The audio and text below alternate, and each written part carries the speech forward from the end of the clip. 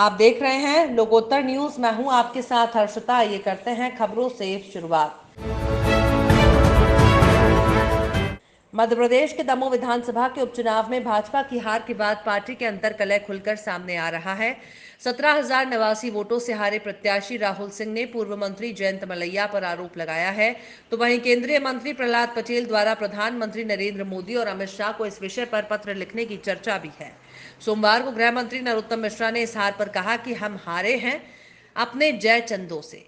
नरोत्तम मिश्रा ने अपनी हार की जगह कांग्रेस पर ज्यादा निशाना साधते हुए कहा कि ज्यादा खुशी न मनाए कांग्रेस। कमलनाथ का ध्यान वहां नहीं जा रहा जहां पूरे देश से कांग्रेस साफ हो गई है। उन्होंने कहा कांग्रेस अब कहीं नहीं है। उन्होंने कहा कि कांग्रेस का शीर्ष नेतृत्व ऐसा है कि वो कहीं नहीं जीतने वाले। हम बंगाल में 3 से बढ़कर 76 हो गए और भाजपा का मोदी के नेतृत्व में सभी राज्यों में वोट परसेंटेज बढ़ा है। नरोत्तम मिश्रा ने ममता बनर्जी पर भी तंज कसते हुए कहा कि बंगाल में नौटंकी जीत गई और राष्ट्रवाद हार गया। हड्डी जोड़ने का ये नया तरीका दिखा। परिणाम आने के बाद दीदी खड़ी हो गई। दमोह नहीं हारे हम, चले गए छलछन्नों से, और इस बार लड़ाई हारे हैं अपने घर के जयचन्नों से। ज्यादा खुशी न मनाए कांग्रेस, थोड़ी प्रतीक्षा करे। कमलनाथ जी का ध्यान वहां नहीं जा रहा जब पूरे देश में सफाया हो गया है। वो छत्तीसगढ़ वाला तो हमारा भाई प्रत्याशी उठा लाया था कि आसाम में सरकार बन रही है। एमएलए तो मैंने सुने थे, प्रत्याशी पहली बार सुने थे। मेरी सहानुभूति है भूपेश जी के साथ में, पर परिपक्व राजनीतिज्ञ हैं, उनको मालूम होना चाहिए आपका शीर्ष नेतृत्व तो ऐसा है कि कहीं नहीं जीतने वाले। भारतीय जनता पार्टी ने विजय का परचम चहुं ओर फहराया है। बंगाल की बात करें और बंगाल जो है ना हमारा, बंगाल में नौटंकी जीत गई। राष्ट्रवादी लोग पिछड़ गए। नौटंकी से मेरा अभिप्राय, वो जो व्हील चेयर थी, परिणाम आए तो खड़ी हो गई। मैंने हड्डी जुड़ने का यह तरीका अलग ही देखा है, लेकिन वहां की जनता इस नौटंकी को नहीं समझ पाई। और कोरोना की वजह से बाद के 3 दौर का मतदान जो 60% से कम हुआ, माननीय प्रधानमंत्री जी, माननीय गृहमंत्री। मध्य प्रदेश के दमोह के चुनाव परिणामों के बाद आरोप प्रत्यारोप का दौर शुरू हो गया। भाजपा प्रत्याशी राहुल सिंह ने हार के बाद अपनी ही पार्टी के कार्यकर्ताओं पर भीतरघात का आरोप लगाया। राहुल सिंह ने कहा कि कांग्रेस के पास कार्यकर्ता ही नहीं थे। उन्होंने कहा कि शहरी क्षेत्र की जिम्मेदारी दी गई थी, वो अपने क्षेत्र को नहीं संभाल पाए। राहुल सिंह ने पूर्व मंत्री जयंत मलैया और परिवार को हार का दोषी बताया। उन्होंने कहा ऐसे लोगों पर कार्रवाई हो और उनका निष्कासन हो। राहुल सिंह ने दमोह विधानसभा के मतदाताओं का धन्यवाद भी दिया। उन्होंने कहा कि विधायक बनना एक माध्यम है, पर पहले भी मैं सेवा करता रहा और आगे भी करता रहूंगा, क्योंकि जन सेवा ही हमारा उद्देश्य है। चुनाव परिणाम घोषणा होने के बाद रिटर्निंग ऑफिसर राकेश सिंह मरकाम ने विजय प्रत्याशी अजय टंडन को प्रमाण पत्र प्रदान किया। विजय प्रत्याशी अजय टंडन अपनी विजय को दमोह की जनता की विजय बताया। उन्होंने कहा कि जनता जताती है, जनता ही हराती है। अजय टंडन ने कहा कि हमारा संगठन, हमारा कार्यकर्ता और दमोह की जनता की जीत है। तो मैं दमोह विधानसभा के सभी मतदाताओं का हाथ जोड़ के धन्यवाद देना चाहता हूं कि उन्होंने जो दिया वो आशीर्वाद स्वरूप में लूँगा।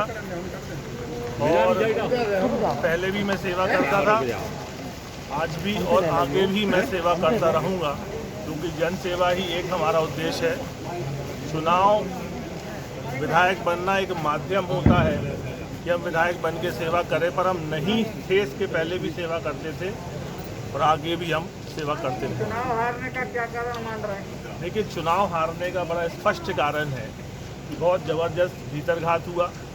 जिनको दमोह शहर का प्रभारी बनाया वो अपने खुद का वार्ड हार गए, और जो शहर के जो वार्ड हैं, जो पोलिंग है, वो 1,500-2,2 हज़ार से हारे। और जितने बड़े बड़े नेता थे उनके भी वार्ड हारे। वो स्पष्ट दिख रहा है कि किस प्रकार से भीतरघात ज़बरदस्त तरीके से हुआ है।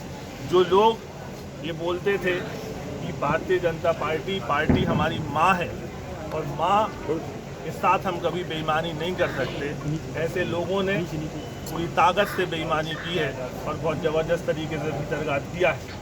यदि शहर इतने ज़्यादा से नहीं हारते तो जिस प्रकार से आखिरी 10 राउंड में वोटिंग आई है, ये चुनाव भारतीय जनता पार्टी जीतती। और मैं पुनः कहता हूँ कि मैं भारतीय जनता पार्टी में जिस उद्देश्य को लेके आया था कि दमोह में मेडिकल कॉलेज बने, उसका भूमि पूजन हो गया। चुनाव ना हम जिताते ना हम हराते, सत्यता ये है चुनाव जिताती है जनता और चुनाव हराती है जनता, और चुनाव जिताते हैं समर्थक लोग। उस समय दमोह की जनता ने हम लोगों पर विश्वास किया था, कांग्रेस पर विश्वास किया था, राहुल सिंह को जिता दिया। दमोह की जनता ने उसी विश्वास को पुनः दोहराया, अब उन्होंने अजय टंडन को जिता दिया। हम तो मात्र एक शैडो है, परछाई है। पंजा जीता है, हमारा संगठन चुनाव जीता है, हमारा कार्यकर्ता चुनाव जीता है, और उससे ज़्यादा हमारे दमोह की जनता चुनाव जीती है। ये चुनाव जनता और भाजपा के बीच था, और जनता ने दिखा दिया कि जनता क्या चाहती है। ये पब्लिक है, सब जानती है।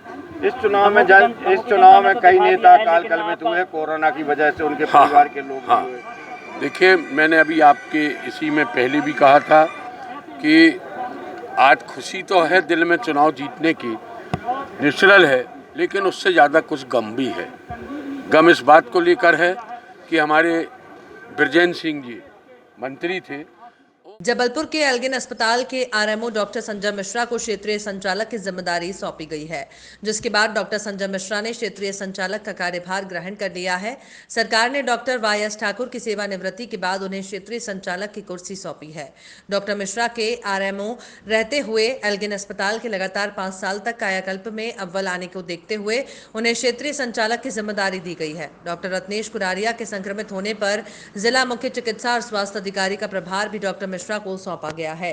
चर्चा के दौरान डॉक्टर मिश्रा ने बताया कि कोरोना संकट काल में उनके सामने कई चुनौतियां हैं। जबलपुर जिले के साथ साथ संभाग के सभी जिलों में कोरोना वैक्सीन सहित अन्य स्वास्थ्य सुविधाएं मरीजों तक पहुंचाना उनकी पहली प्राथमिकता है। सरकार की मंशा के अनुसार संभाग के सभी जिलों में कोरोना मरीजों को बेहतर स्वास्थ्य सुविधाएं देने का प्रयास किया जाएगा। सर, आपको जेडी के रूप में नई चुनौती मिली है इस कोरोना संकट काल में, क्या प्राथमिकताएं रहेंगी, उस पर थोड़ा जी देखिए, क्या है, जो पहले ये कार्यालय था वो संयुक्त संचालक स्तर का कार्यालय था, लेकिन 3 वर्ष पूर्व शासन ने इसे और अधिक कहना चाहिए प्रमोट करके इसको क्षेत्रीय संचालक का कार्यालय बना दिया है। इसके अंतर्गत जबलपुर संभाग के सभी ज़िले और लीगल में जो है वो रीवा संभाग भी इसमें जुड़ा हुआ है। और इसमें निश्चित तौर पे कोरोना काल में चुनौतियां बहुत बढ़ गई हैं, क्योंकि सभी ज़िलों में स्थिति इस समय ठीक नहीं है। उनकी वैक्सीन, उनका सामान, उनकी दवाइयाँ, किट्स, सभी की जिम्मेदारी पूरे ज़िलों की इस कार्यालय पर होती है। महाराजपुर सहित तकरीबन 50 से ज्यादा ग्रामांचलों का प्रतिनिधित्व करने वाले कस्बा महाराजपुर में कोविड केयर सेंटर बनाने की मांग 2 दिन पूर्व की गई थी। भाजपा किसान मोर्चा प्रदेश मंत्री अविनेंद्र पटेरिया ने प्रदेश अध्यक्ष वी.डी. शर्मा को विस्तृत चर्चा के दौरान महाराजपुर अंचल की वस्तु स्थिति से अवगत कराया। प्रदेश अध्यक्ष शर्मा ने अधिकारियों के सर्वे उपरांत महाराजपुर में कोविड सेंटर बनाने का आश्वासन दिया था। भाजपा किसान मोर्चा प्रदेश मंत्री पटेरिया के मुताबिक उन्होंने दूरभाष पर भाजपा प्रदेश अध्यक्ष वी.डी. शर्मा को महाराजपुर क्षेत्र के हालातों की जानकारी दी थी। उन्होंने शीघ्र ही कोविड सेंटर बनाए जाने का आश्वासन दिया था। शर्मा ने आश्वस्त किया था कि जल्द ही अधिकारियों से कहकर वो सर्वे कराएंगे, इसके बाद महाराजपुर में कोविड सेंटर बनाया जाएगा। कोविड की बीमारी से जूझ रहे मरीजों को महाराजपुर में ही इलाज मिलने लगे, ऐसे उनके प्रयास होंगे। ज्ञात हो कि तहसील महाराजपुर अंतर्गत लगभग 50 गांव आते हैं। महाराजपुर और गड़ीमलहरा में स्वास्थ्य केंद्र भी संचालित है, लेकिन व्यवस्थाओं के अभाव में अभी यहां इलाज मिलना संभव नहीं हो पा रहा है। भाजपा प्रदेश मंत्री अविनेंद्र पटेरिया के अनुसार उन्होंने प्रदेश अध्यक्ष शर्मा को महाराजपुर क्षेत्र की संपूर्ण जानकारी से अवगत कराया था। प्रदेश अध्यक्ष वी.डी. शर्मा ने भी शीघ्र कोविड सेंटर बनाए जाने का आश्वासन दिया था। एसडीएम नौगांव विनय द्विवेदी ने नगरपालिका में अविनेंद्र पटेरिया भाजपा किसान मोर्चा के प्रदेश मंत्री के साथ बैठक कर नगर और क्षेत्र की समस्या को जाना और नगरवासियों से भी अपील की। सभी को एकजुटता के साथ कार्य करने की जरूरत है। सभी के सहयोग से यहाँ की व्यवस्थाएं चुस्त दुरुस्त रहेंगी। उन्होंने कहा कि चौरसिया धर्मशाला में कोविड वार्ड और सरस्वती शिशु विद्यालय मंदिर में कोविड सेंटर का कार्य शीघ्र प्रारंभ करा दिया जाएगा, ताकि महाराजपुर के क्षेत्रवासियों को इलाज के लिए कहीं जाना नहीं पड़ेगा। शुभ नाम आपका?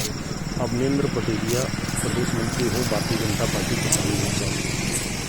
आज किस चीज़ का निरीक्षण किया गया, कौन कौन साथ में था? जैसा आपको मालूम है कि कोविड-19 महामारी के कारण जिस तरीके से हमारा पूरा देश सफ़र कर रहा, वैसा ही हमारा छतरपुर ज़िले के साथ महाराजपुर नगर, महाराजपुर तहसील पूरी विधानसभा सफ़र कर रही है।